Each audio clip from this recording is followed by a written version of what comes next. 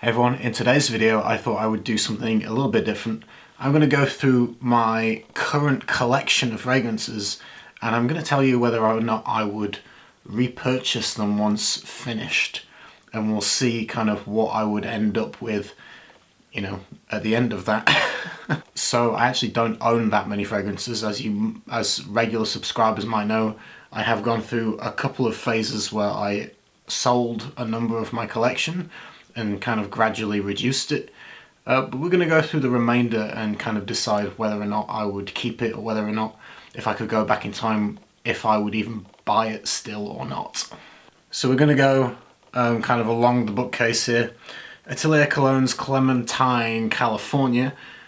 Atelier Cologne have rebranded since purchasing this. They come in a completely different bottle. They're not owned by the same couple anymore, and the formulas have also changed.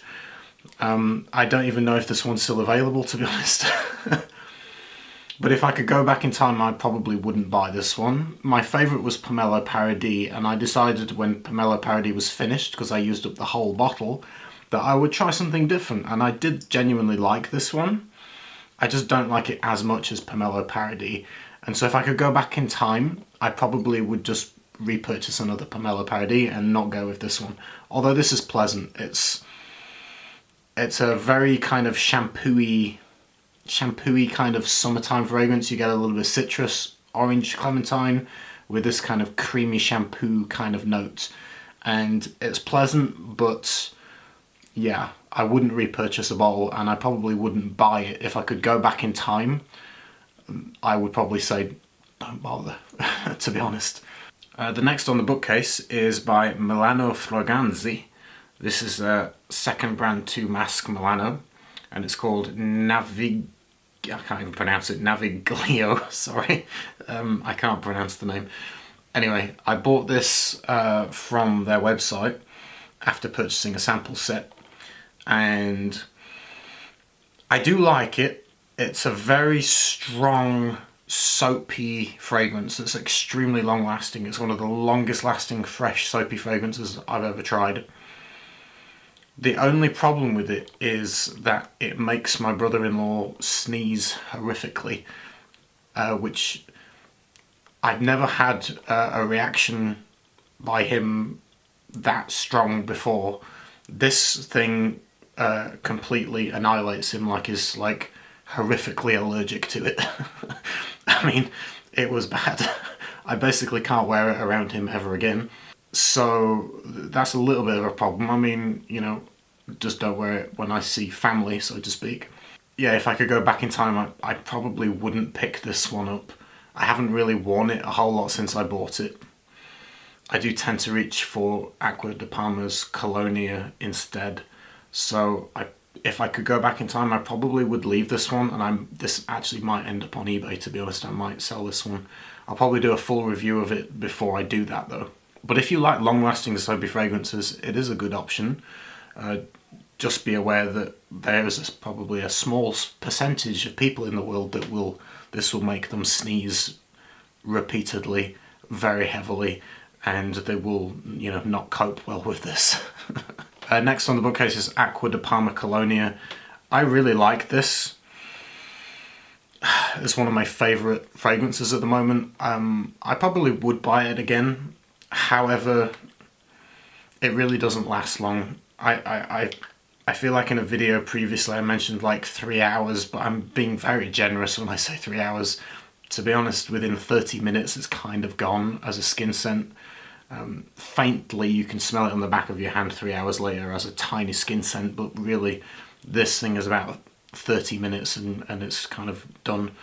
But I genuinely really like it, so, you know, even though it doesn't last, I just really enjoy the smell. So I probably would repurchase it, even though it's just abysmal in his performance. But I would buy it again. I do genuinely really like this one, and it's my favourite from the Colonia range, because there's a whole load of flankers. This to me is the best smelling one personally. Next on the bookcase is by Kilian Sacred Wood, which is the second bottle of this that I'm on, which tells you that I like it. It is a synthetic sandalwood fragrance. I unscrew mine and put a little bit of real sandalwood essential oil in there. And yeah, I just really like the smell of sandalwood. I mean, what else to say? I probably would rebuy it again after this because it's just so easy to wear. I'm definitely going to take this one to India with me next week when I go. I'll be there for 5 months because sandalwood fits in, you know, perfectly with the culture there. And yeah, I will probably wear this fairly regularly, I would say. Yeah, because it's kind of light, it's not offending.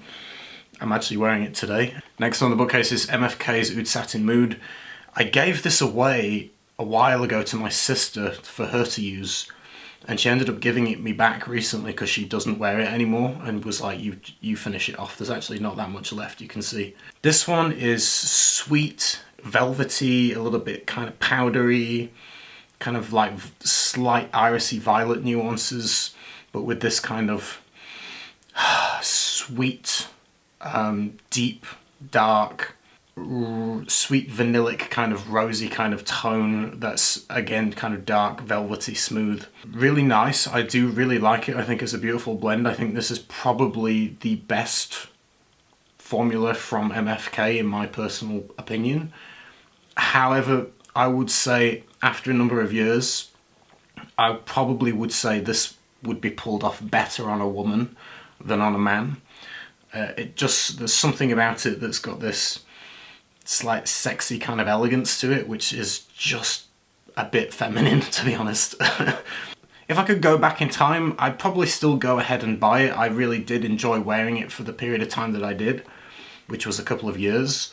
I think at this point, I'm still going to wear it. I think it's cozy, it's very nice. It has a sensual kind of quality to it, and it's really good for the cold weather.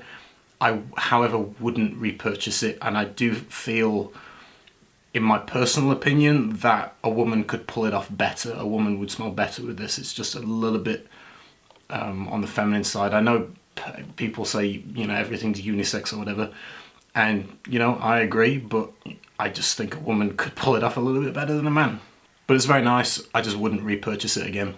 Next up, we've got Creed's Royal Oud. You can see how much I've used. I am on the fence about this one. I like it. It is a little bit punchy. It's quite aggressive. It's an aggressive fragrance. It's loud. It projects well. It's got good sillage. I'm not saying that's a bad thing. There is something about it that makes me feel like I maybe wouldn't repurchase this one once it's finished. I'll definitely wear the rest of it, but I think once it's gone, I probably won't pick up another bottle. So this one would be kind of, you know, gone from the collection once it's finished. I'm probably not going to sell it. I think it's a versatile, easy to wear, great smelling men's fragrance. I think you have to be a little bit older to wear it. I can't imagine a teenager or early 20s kind of wearing this really. But if you're in your 30s and up, then perfect, I think, great. Solid fragrance, I just wouldn't rebuy it once it's finished. Next on the bookcase is French Lover by Frédéric Malle. This one I really enjoy. There are some similarities to Royal Oud. This one, it does have a different profile. It's more dusty, more kind of dry, more green, less aggressive, less punchy. The performance is not as good. It doesn't last as long, it doesn't project as well, doesn't give as good sillage. It is definitely weaker than Royal Oud, but I kind of like this one more in terms of the scent profile.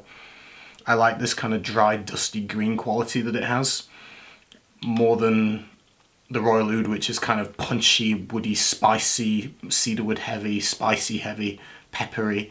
This one goes in that kind of dry, dusty green kind of way, which I don't know. I feel like this one I gravitate to it more. I probably would repurchase this, even though the performance isn't great. I haven't got around to reviewing this one in full yet. But yeah, I'd probably go for another bottle of this when this is finished, so this would stay in my collection. Next up we have Lorenzo Villoresi Firenze Musk Eau de Toilette. This one is, a sweet kind of musky sandalwood with kind of a rosewater kind of vibe. Rosy sandalwood, musky, again slightly sweet. I'm actually wearing a little bit of this today as well. I led it was Sacred Wood by Kilian, so I put on the Kilian Sacred Wood and then put 2 sprays of this over the top of it. They work, you know, perfectly together. This one I really like. I would definitely buy it again. Let me see the level. I've used this much, is here. But yeah, I've not had it that long. I enjoy it. It's good for the cold weather. Very unisex, man or woman could wear it. This one would stay in my collection at the moment. And lastly, this is the last fragrance that I own. This is L'Eau du Desert Malacaine, O2 by Andy Tower. This one, I am enjoying it.